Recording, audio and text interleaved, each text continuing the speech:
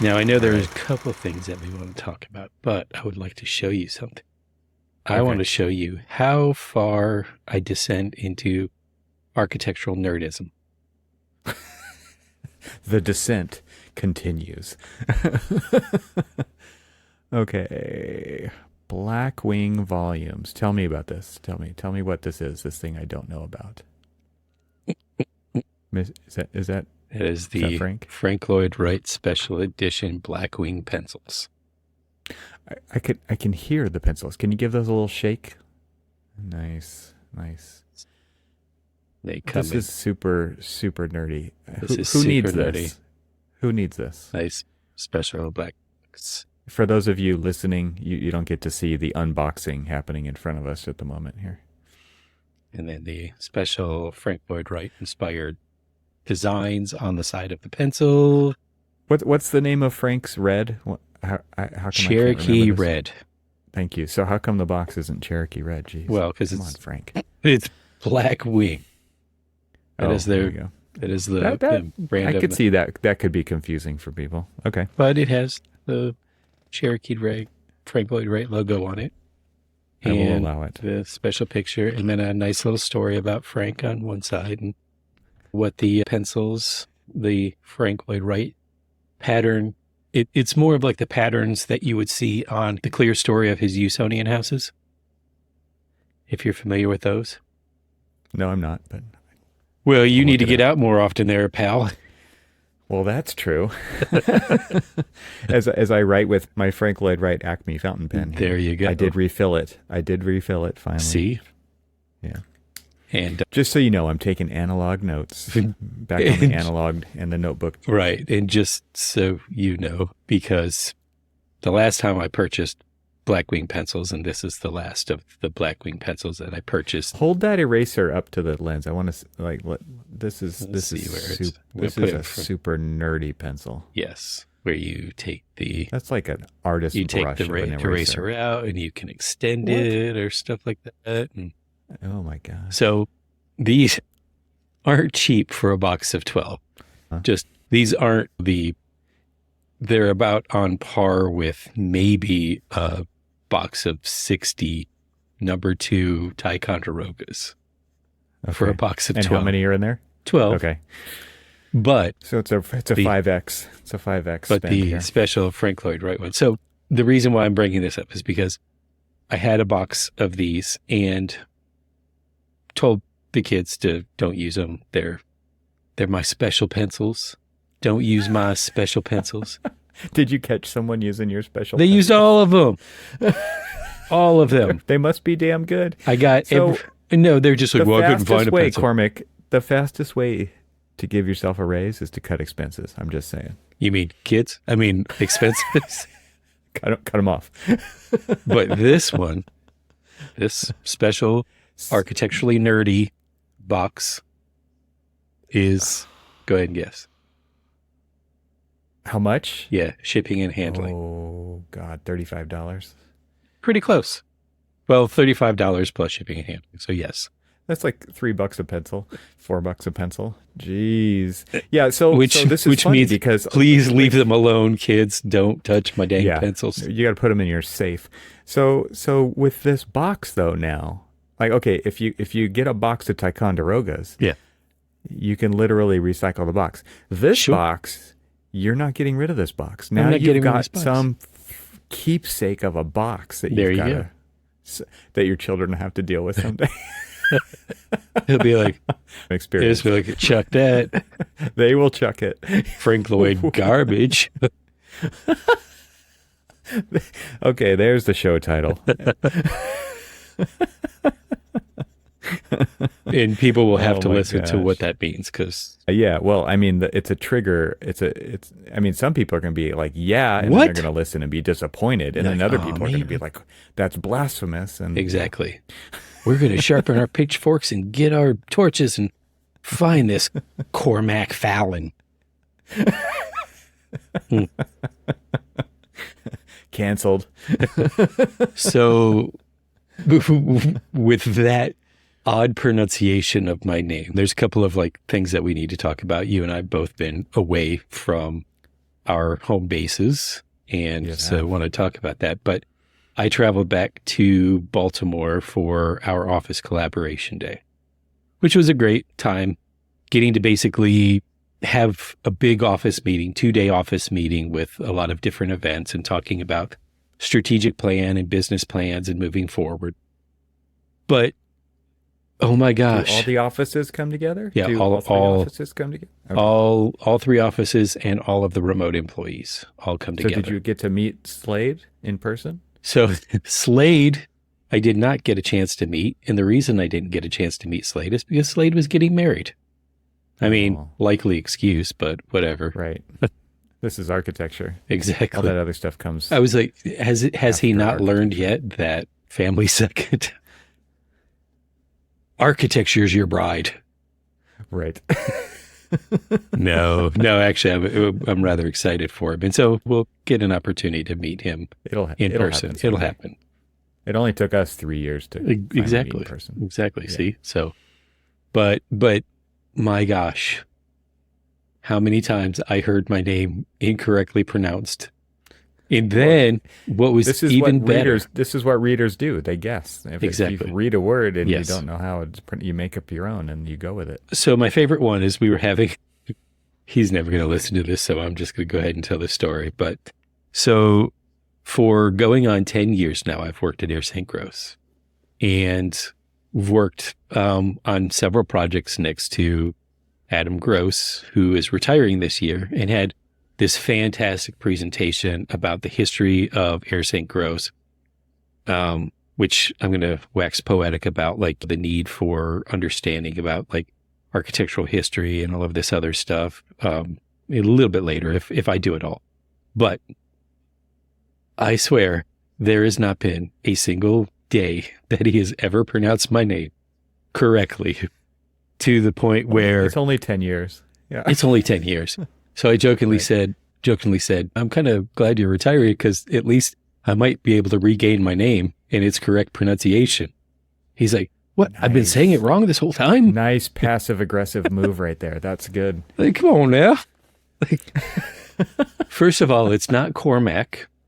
It's Cormac. A lot of people say Cormac. Which, yes. Okay, if it's Cormac. Well, I mean, Big Mac, Cormac, let's go with it. Wow. But there's this weird. So when I was in Alabama, I sort of learned to kind of dislike my name a little bit, Cormac, and things like that. But here's a Ivy League educated, Syracuse educated fellow from Connecticut, and he butchers my name as bad as anyone in Alabama did. It's Cormac. Have you never corrected him before? I did, but so how many times do people... Well, I mean, his name's on the door. How many... Yes, I've corrected him on it. Oh, this is how I used to do... You want to talk about passive aggressive? This is how I used to do it. And he would be talking and then say, and Cormac, but it was this weird kind of like slight hesitation between the core and the Mac. A little bit of a space. Yeah. And I was like, or Mick. And thankfully all of the people that I did it to, they knew my name. But then there was a group of my friends who knew my name in the office who would purposely do a Adam Grossism pronunciation of my name. They were taking sides right there. Oh, yeah. They were just like, hey, Cormac. Yeah. I can see this push to button. This is good. I might start doing this. Yeah. Well, guess what? Then I am going to teach you how sharp a Blackwing pencil can actually get. You're like really far away from me right now. Right now. It's in the mail. Yeah. It's in the mail. I'm sure it's in the mail right alongside the still unopened coffee. Haven't opened it yet. I did get a text message from Kurt. No longer, it used to be known as Coffee Boy, formerly known as Coffee Boy. How was the coffee? I'm like, I'll let you know when I try it. Exactly. It'll be a while. I have at least a year to open that bag. Oh, yeah? Okay.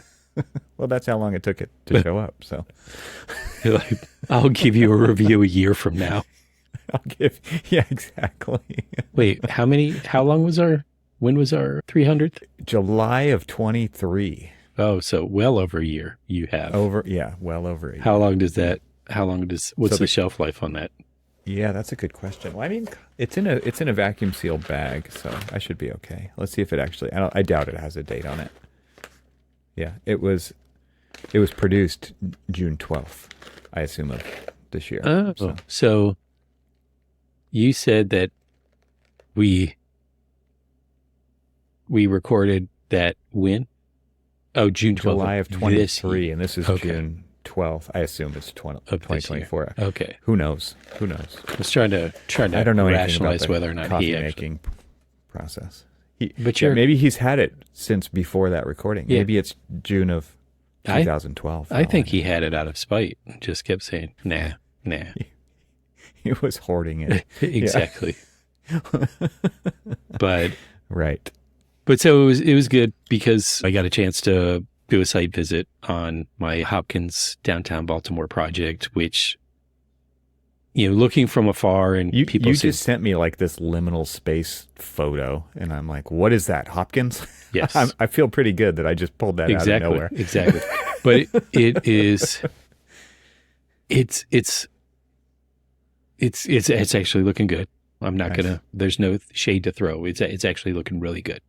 The thing about it is, though, there's our entry vestibule. But no total architecture critique right now. I don't know if it's a but per se. Great. But well, okay. So here's the but.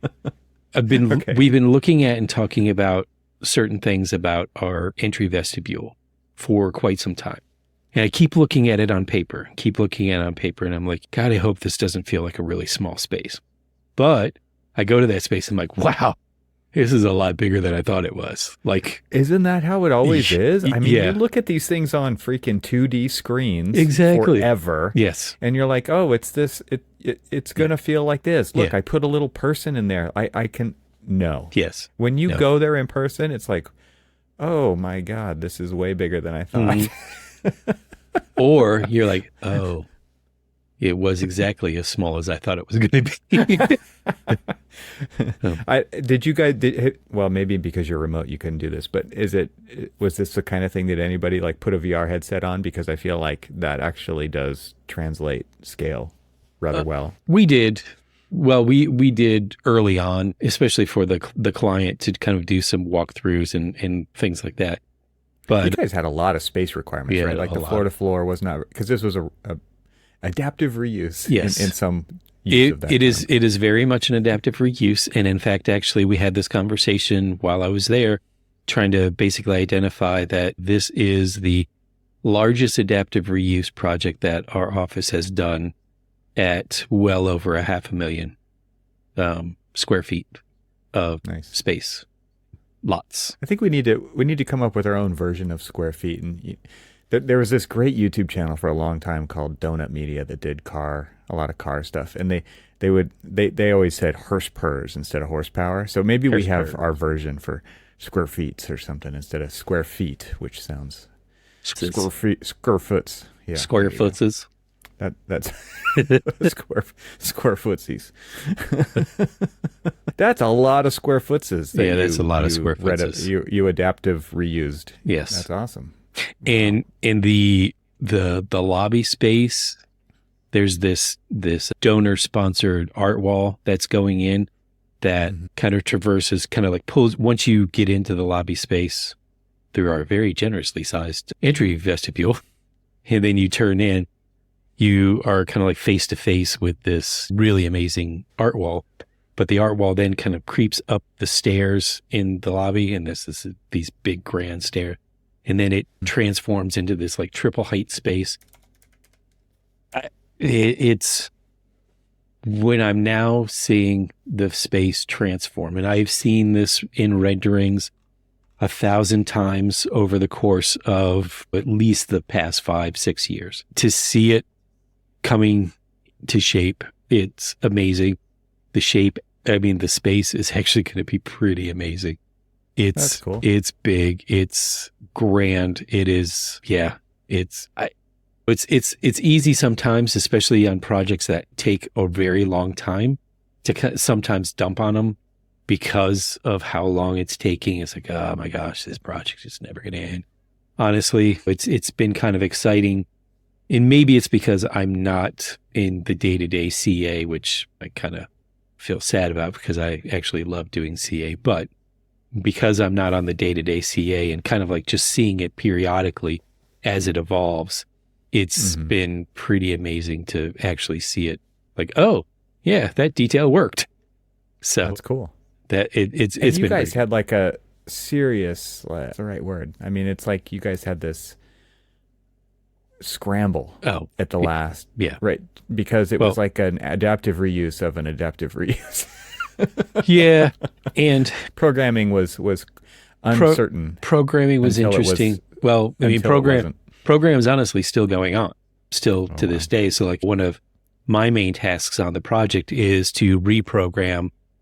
We've reprogrammed practically every lab space that we had designed as a generic lab space because they just didn't have users at the time. And so that evolved into, hey, we've got users, and they range from mechanical engineering to imaging to MES to brain and pain and all of these other different things. And so they're literally like every floor has a very specific demand that is different from the other.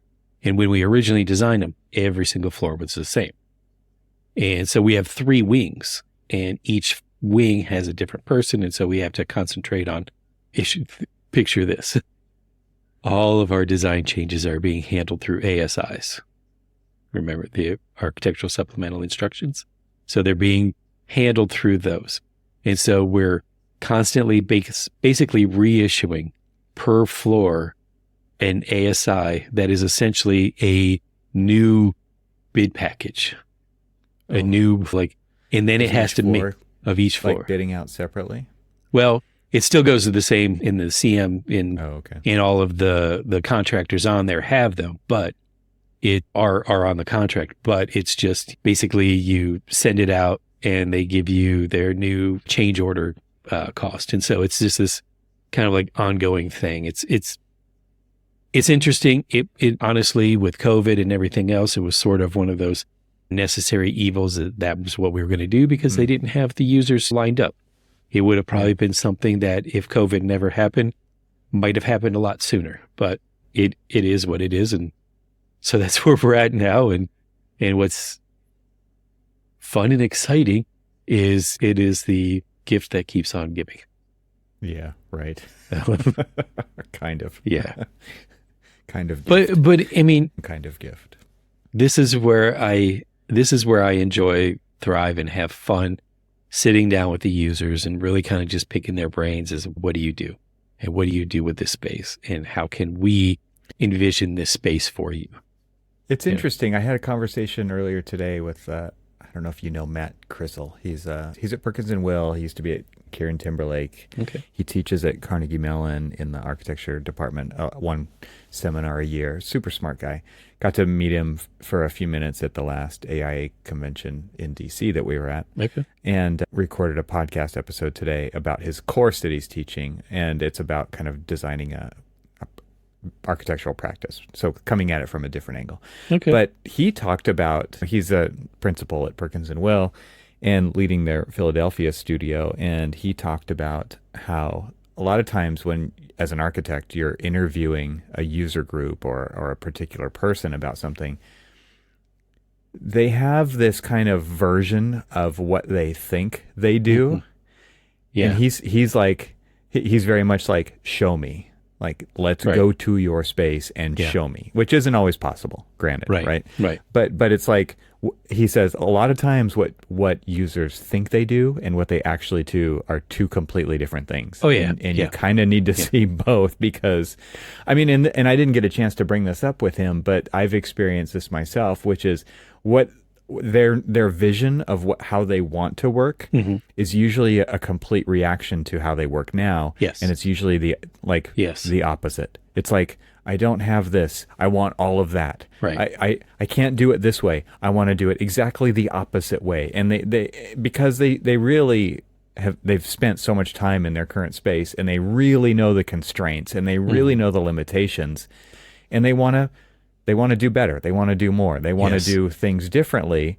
but it is so black and white. Like it Yeah. is so different than what they have now. And it's like, really? Like, do you, because then is the next time that they do it going to be a complete reversal, right? Back down to where they were. So we've had those conversations with a few folks where we've gone into their space and we've seen the way that they work, and honestly somewhat aghast, slightly appalled at like the conditions that they have and that they're working, because that's so just long to modernize anything. Yeah, and that's just what they.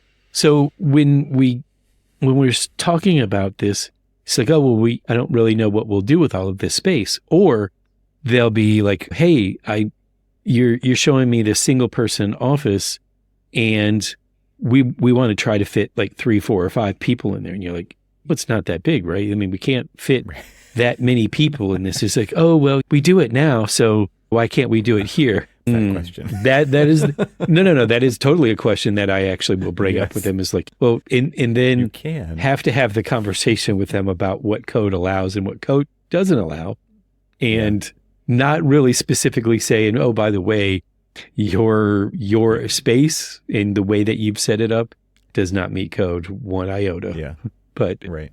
But there have been a few that have been kind of people do what they can with what they have, right? I mean, and they they're not consulting the building code. Let's just say that. Exactly. They're consulting their needs and what their needs are.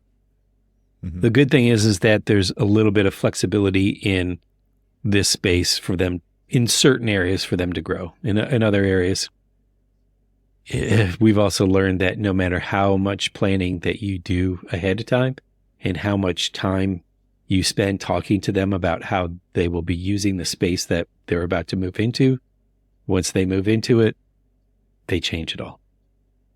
Oh, right. Like, maybe we should do here. Maybe any we should. Teacher's classroom in a K-12 school. Oh, yeah.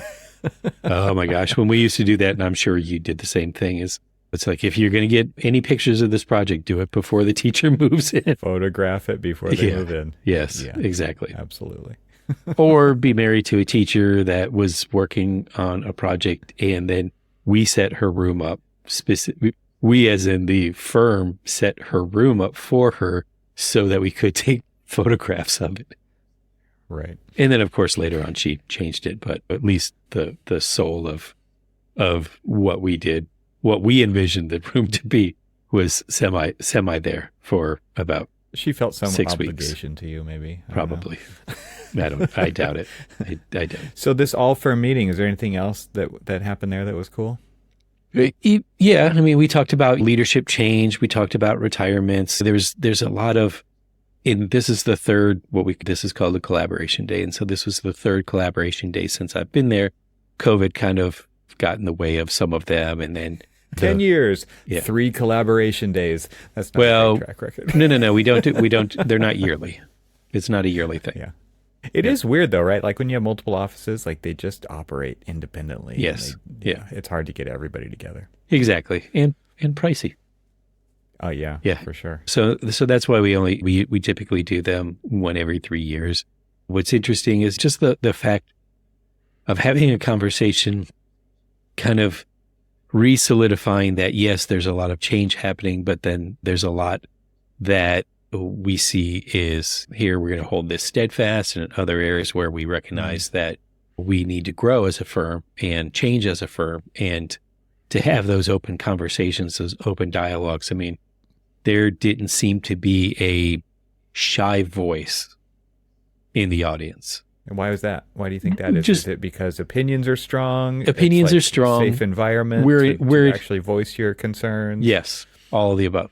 We're an ESOP, and we're all owners. And so people want to know, what are we doing with our firm? What are you doing with my firm, kind of thing. And I was glad to see that people weren't shy and weren't quiet. You'll get a kick out of this. And so a few days prior to me flying into Baltimore to do this, they reached out and they asked, me and a fellow podcaster that she has her own show. They were like, hey, we're going to be talking about the strategic plan with the leadership, the president, the new president, the current president, and the new president of the company. We're going to be talking about the future and all of this other stuff. would you guys be interested in kind of emceeing this discussion and having it more kind of like what we're doing right now, having it to be a little bit more discussion, having it open and comfortable, being able to like have these questions that not only we ask, but also everybody that is in the audience to ask and stuff. And so it was kind of fun because I sort of operated a little bit of Archispeak on the stage, and Caitlin Brady, who operates Architect Ed, who another great podcast. If you guys haven't heard it, go check it out. But plug. Yeah, sweet little slide of a plug in there. So, but we were kind of like bouncing back and forth.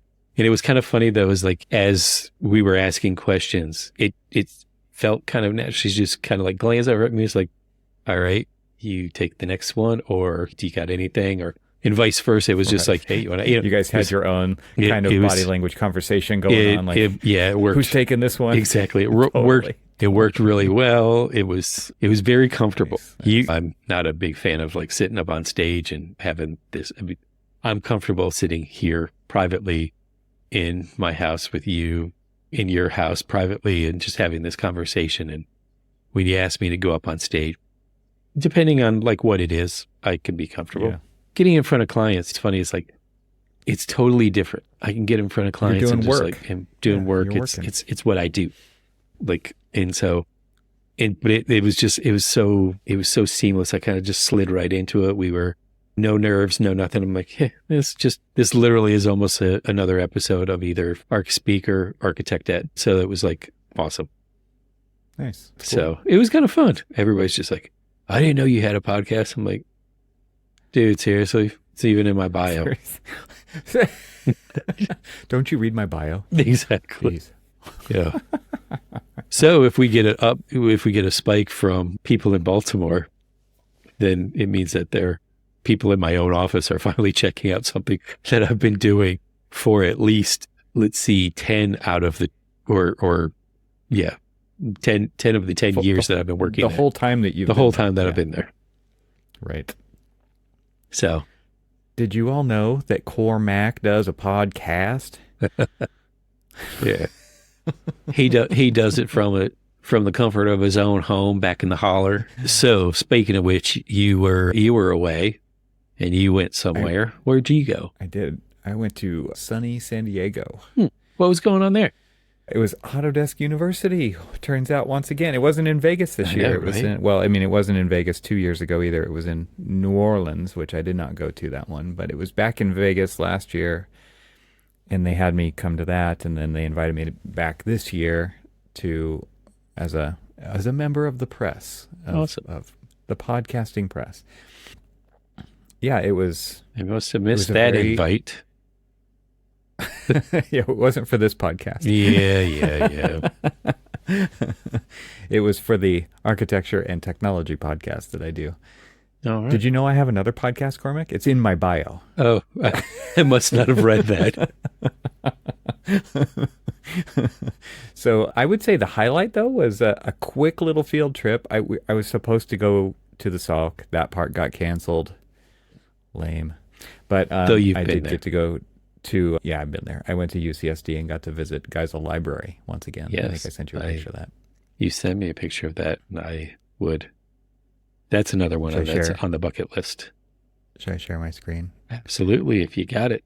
Could you play some interlude music while I figure this out? Have you seen this building before? I have seen it only in pictures, only in my dreams. I do very much want to go there. So this is a William Pereira building. I don't know the year, but I'm guessing it's the 60s. I think it opened in the early 70s. Yeah. And the idea behind this building, so for those of you who are listening, look up Geisel Library. If you don't know how to spell that, you can click the link that we have provided in the show notes, so you can see it there. And Geisel is who? Geisel is it Theodore? I think it's Theodore Seuss Geisel. Does that give you any clues? Doctor of the Seuss? The Dr. Seuss, yes. Yes. That is Dr. Seuss. So if you can't spell it, just look up Dr. Seuss Library. Dr. Seuss Library at UCSD. Exactly. Right. This is kind of a cool view. Looking back at this art installation on another building across the awesome, actually. the divide, and it's this little blue house that is kind of tilted and crookedly installed on the corner of another and building. Cantilevered off of a totally building. cantilevering out. And I guess no wall or floor or anything in this little thing is flat or straight or level. And it's fully furnished, but it's a really cool little art installation of a little blue house that's back on the corner. Anyway, the idea behind this building is that it's like these hands. I'm going to do it here, holding the books, because it's a library. Yeah. And from the outside, obviously, this is an extremely impressive building. William Pereira was obviously a lover of the brutalism, and this building is a pretty exquisite example of that. And I wonder how functional this is as a library in today's day and age. And what's interesting is it's been expanded upon underground around it. So this building remains in this kind of iconic stature, this position, and they've expanded down and out underneath it. So it kind of maintains its presence on the camp. Cool. Let me just throw this out there. It's kind of interesting because I just recently visited a library in D.C., the Folger Shakespeare Library, and there was an expansion that was done there. And because this was I think it was built in the 20s, 30s, but it was more of a classical building. It was expanded underneath, and it was kind of expanded out and underneath. And so there's this complete, kind of almost like either they turned in basement space into usable functioning museum space, but then they also kind of expanded out and kind of ripped up their old front lawn and rebuilt it with a big double volume museum and stuff. And so I've seen kind of that philosophy, and even at the Arch. Yeah, thank you. The St. Louis Arch. Yeah, your mind. You're right. You did that kind of showed this kind of weird to I can't go up with it, so why don't I go under it? Yeah. All right, that's a choice at great expense. At great expense. Yes. Yeah. But the thing about visiting it this time, and I mean, San Diego the weather's pretty nice most of the time, right? It was cloudy the couple days before this. When we got here, it was just freaking perfect. It was golden hour. Yeah. And it's just that time of year, blue right? skies, it's just late enough clouds. October. Right, just enough clouds to define it. Yeah.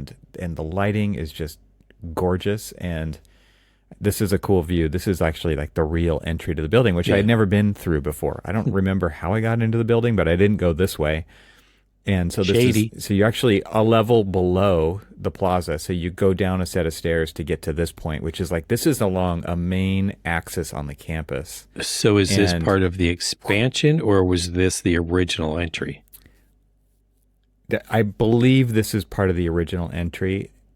Don't quote me on that because I didn't ask, but it feels very like this has been here for a long time. And the expansion is kind of to the left of this. So where I was standing in the previous photos, I was actually on top of the expansion at that point. So it's this nice kind of park-like roof with a lot of planting and stuff. And then there's these light wells that pop up, these really acute angled glass. They kind of look like shards kind of sticking up to get light down in various locations into the underground portions. But this is a great use of the ultra wide lens on the iPhone, right? Yeah, because exactly. This is super skewed. Yeah. But it just looks so cool. It looks like this. the hull of a ship coming towards you. Totally. It's it's like this giant cruise ship that's going to literally run you over. Yeah. It's very cool. So in this library, I think it's 5 or 6 stories above ground and 2 or 3 stories below ground. So I think I'm actually entering here on the second level, because the third level, I believe, is ground level, and then it's 5 levels up. So it's 5 up, 3 down from the original pictures. It's 2 more levels down from here. So they've done a lot of work over the years to kind of expand it. Obviously, the university has expanded in enormous ways over the years as well. Couldn't power wash the thing. It's brutalism. You don't wash brutalism. There's that little house again. Very cool. But this is in this. There's these stair cores, and you can tell this was the 70s. There's literally no guardrails in here, and this is 8 floors of a winding stair with no guardrails. And it's all just handrail height. All handrail height, but no true handrail. Yeah, it's that just the meets top code. rail. Yeah, exactly. It's just the top rail. It's not like in the stairwell at all. It's just right on top of the tread of the stringers. Yeah, crazy. So maybe an upgrade in the future. I don't know. Maybe. The most impressive parts of this library look at are that. all on the outside. Look It's all about the outside of this library. You go inside, the floor-to-floor height is not very large. It feels kind of, like stacks go almost all the way to the ceiling. So it's just like rows and rows and rows of books. So there's obviously views out at those glass planes, but it's like they've loaded this thing with books. So it feels kind of oppressive on the inside, I have to say. Does it? Did you take any photographs on the inside? I did not. There were a lot of students in there. I did not want to take any pictures in there. Understandable. And we were kind of asked to kind of go in and not disturb, stand out, not be architects. It was pretty impossible. How many people just in this cool building? How many people were hugging the concrete? I touched it. I gave it. I didn't hug it. I might have been the only one. I don't know. I don't know if people were into it. I mean, you just look at those like kind of very sculptural re-entrant corners and stuff. Mm-hmm. And it's just, and then the waffle slab. Does that waffle slab translate into the building? Into the ceiling? You can't see it. You can't see it. Okay. No. Maybe you can right at the glass, but everything has a drop ceiling in there. In those, but you can walk fully underneath this thing, and you can you get a little bit of it here, but on the right you can see like the rounded corners of the board form concrete core, and that goes all the way up through the whole building, and that's where I was rubbing concrete on the inside. It's awesome. I'm trying to put myself into the head of the concrete guy that was forming it. Maybe they got somebody from one of Saren's project, and they're like, "Yeah, we can totally do that." I'm sure. I mean, it was just you look at it and you're just like, look at the rigor of the board forming on this. It is it looks perfect. Yeah, nice. I mean, you see the board forms on the columns and these piers that then go into these. The fingers. We want to call them. I was gonna, for some reason, I wanted to call them buttresses. Maybe just because I just wanted to say buttress. Yeah. But they're not really buttresses per se. Yeah, they're these really cool Are they fingers. brutalist? They're kind of like tree branches. If you think of this thing like the trunk is. in the middle, and then these tree branches go up and kind of hold the floor plates. It definitely feels, cool. in some angles, you definitely can read that kind of, that idea of the hands holding the books, and then others you see the tree house. And it's kind of surrounded, you can see in this photo, like in the background, there's a lot of these really beautiful eucalyptus trees that are really, they're everywhere on the campus, but also in the La Jolla area. So, but contextually, you get that idea that this building is linking with the landscape in that way. Yes, yeah. Because it is a brutalist building, and it is like this heavy thing that it doesn't feel like it's crushing the earth because of the form that they've done. No, it feels very light for a brutalist building. Yeah, it's floating up. There's nothing about this that feels heavy like a typical brutalist building, but it definitely looks, feels, reads, and is a brutalist building. But it is probably one of the lightest feeling brutalist buildings I've really ever seen. And I would say what adds to that is this lighting. Right? Yeah. Like this perfect day, because it's so warm, and the concrete is warm. It's not cold. Like when you look at it right here, it just feels warm and kind of inviting, right? Whereas I think a lot of brutalist buildings, or just concrete in general, feels very cold and kind of off-putting for a lot of people. So yeah, but they aren't fans of this show, those people. Yeah, and the cool thing is that when you good angles, this building is so photogenic. It's just like, I agree with you. And you look at it, and it is totally symmetrical, right? It's like design one side and rotate array copy 3 more times, right? Exactly. And but it's still like you can just find these really cool angles. Here's a bronze statue of Dr. Seuss and the character of the Grinch there, I believe. And you know what? Pretty cool. This is out in front.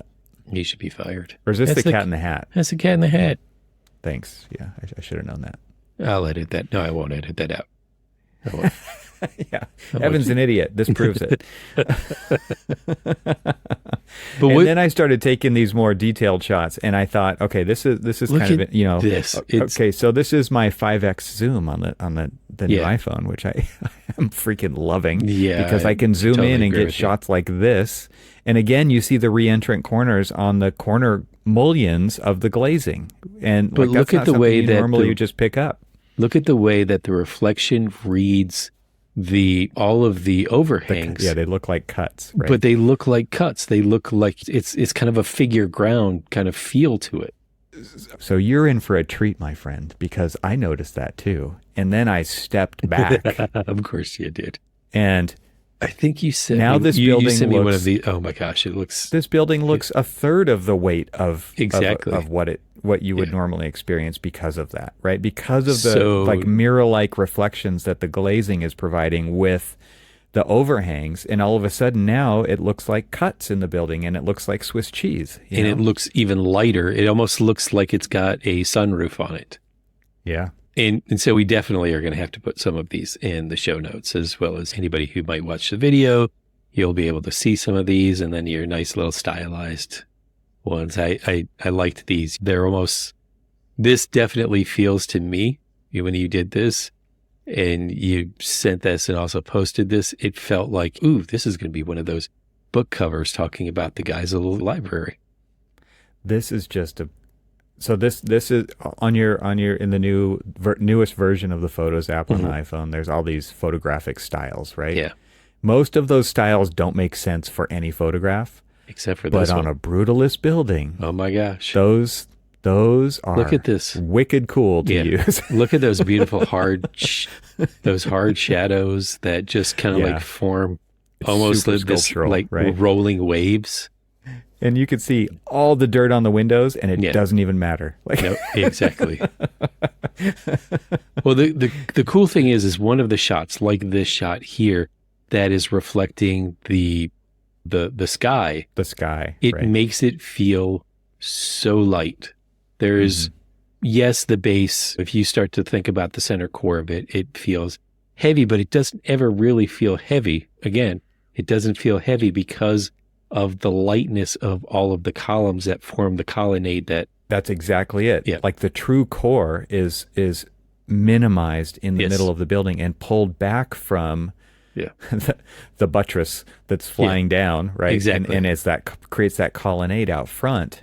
And so, I mean, all of these things really do contribute together to make the whole composition. So say that anytime talking about architecture or certain type, like if you go to like a Gothic cathedral or something, and I was like walking around with my sons, of course, the second I say buttress, they're like, buttress. That's where it came from. Yeah. Yeah. It's just they got it from you, Dave. They loved, well, they just thought that buttress was the funniest word.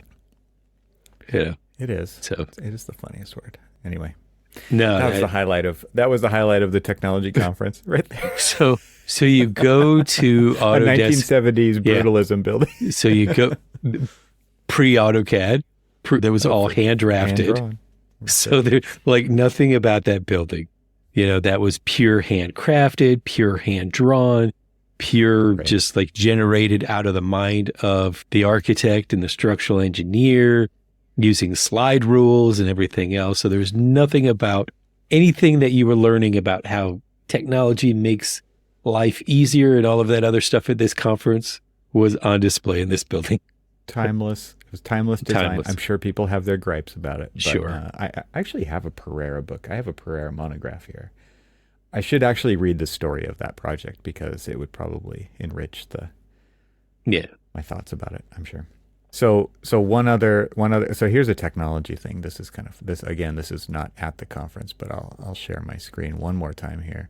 And this was the car rental area at the San Diego airport. And this is on a 3-story wall, and it's kind of a generative design composition of taillights, right? These are all taillights from a car, and they're laid out in this pattern. And Do you know what car? I don't know what car, but because it's a very odd shape. Yeah. I have no idea, but it's just this giant 3-story wall. It's probably 40 feet tall by 70 feet wide, and it's covered in hundreds of these laid out in a kind of a organic pattern flowy of taillights that are mounted to this wall. Yeah. So when I was telling you earlier about the kind of that lobby space that we're creating for our building at Hopkins, think about at least a wall area this size that has like part of our art wall and this like art glass installation. I was thinking of this when you were saying that, so I'm like, oh, I have something to show here. Exactly. Yeah. So once we actually get to that one in 2026, nice. You can show it. I can show it. Architecture projects take too long. They do. Jeez. They do. Wow, they do. Because we were working on the feasibility study of this in 2016. And it's still going. This is honestly hands down the longest project that I've ever worked on. Now I have worked on some like 5-year projects and things like that. And even the Saudi Arabia project that I'm working on, it will, probably end up being total design and construction around 6 years. But this one, through like the process and COVID and everything else, and we worked through COVID, like we were working through COVID on the building, and so it's been a nonstop project since 2016. So it'll definitely be the longest project that I've worked on in my career. And unfortunately, some of our younger staff that started at the firm on this project have yet to experience another project. Oh my God. Wow. But they have grown. Oh my gosh. This is like one of those very long, like very protracted, like boot camps. It's just like not 6 months, 6 years. Protracted boot camp. Yeah. It's like you. That's welcome to architecture. Yeah. You will never know another building in a world. Imagine? Could you imagine? Yeah. In a world horrible where you have a career that spans one project. Oh God, that sounds horrid. Oh, well, let's see from there. I mean, I haven't really collected my thoughts on the conference. It had very different vibe being in San Diego than it had in Vegas previous to that. It was definitely more low key for sure. It was not quite as in your face, and it wasn't as Vegas-y. Is it? So it's been as you could imagine. Vegas. Then you went to Nolans. Then you went to Vegas again. Vegas. Yeah. Then is it now like going to be doing that where it then starts to look at one? I think their goal was to get away from Vegas. I haven't heard any official story, but next year it's in Nashville. Oh, so, okay. Yeah. Interesting. I think the goal was to get away from Vegas and move it around for forever now. I think I would maybe kind of like, hey, why don't we go to the people instead of the people come to us, or at least make it a little bit easier for some people. There's pros and cons to that, right? Like AIA conferences in a different city every year, right? Yeah. And this one was in the same city every year, and Vegas definitely knows how to do conferences, right? Like they do bread and butter, and the hotels are literally in the conference center grounds, like the Venetian, the Palazzo. They're right there at the Sands Convention Center, right? So you don't have to walk or get an Uber or do anything. They got a lot of feedback, I think, from New Orleans that it was like people would be signed up for classes and then realize that they had a 35-minute Uber ride from their hotel, right? Yeah. It was like, oh, crap, we're not going to make it. Where in Vegas, you literally walk out of your room not too far and you're at where all the classes are. And that was pretty easy. Plus, there's just kind of this muscle memory that you build in if you attend every year, right? Mm-hmm. It's like I know exactly where everything is. And if I go to a different city, I have to figure that out.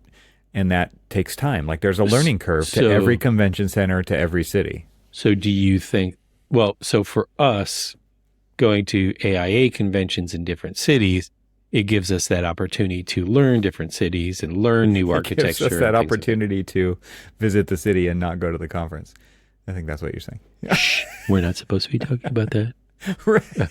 Anyway, our secret. Yeah. Shh, don't. But don't, yeah, I don't mean, that's what we do, right? It's like Right. you're in a cool city, you want to experience the city, especially if you've never been there before. Well, I or mean, if you it's been a city like New York. Yeah, remember when we were like traipsing all over New York to like, oh, first it's in the Javits Center. That's what you do. Now it's here. Now it's now we got to like exactly we got to like hoof it down to Radio City, and it was it was all over the place. And it was cool because then you got to see like some of these like big time venues that most people just hear about. It's like, oh, I've never been to New York, and then they're like, but logistically, it's more difficult too, right? So, yeah, because there was a lot of people huffing it down the streets.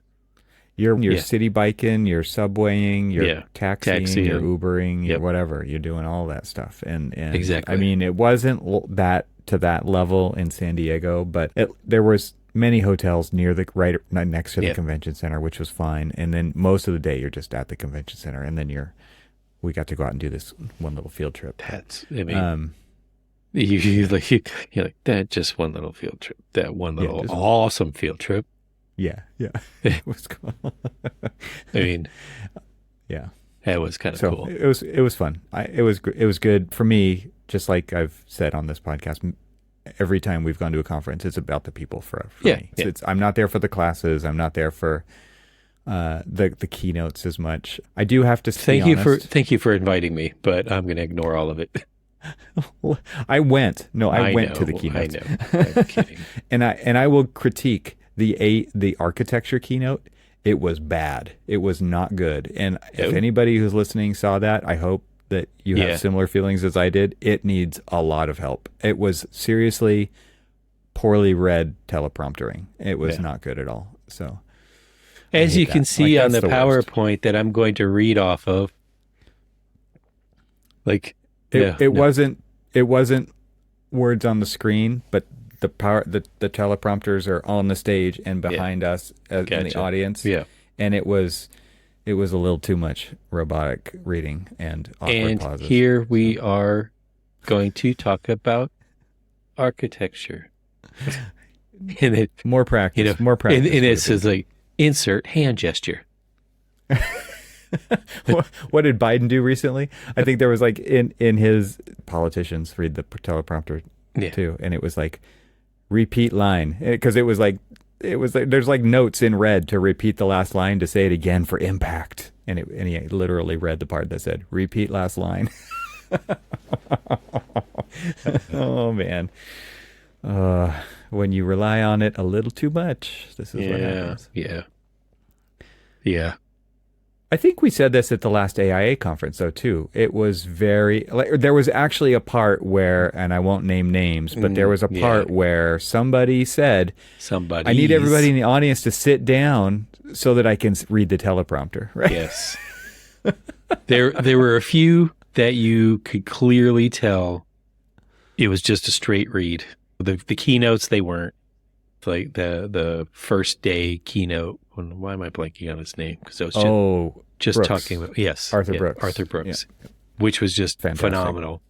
And then there were a few of the institutional or the institute's leadership that it was a little tough to kind of like, wow, you're reading. And I mean, there's a lot of pressure to have a little bit of empathy. There's a lot of pressure to perform well.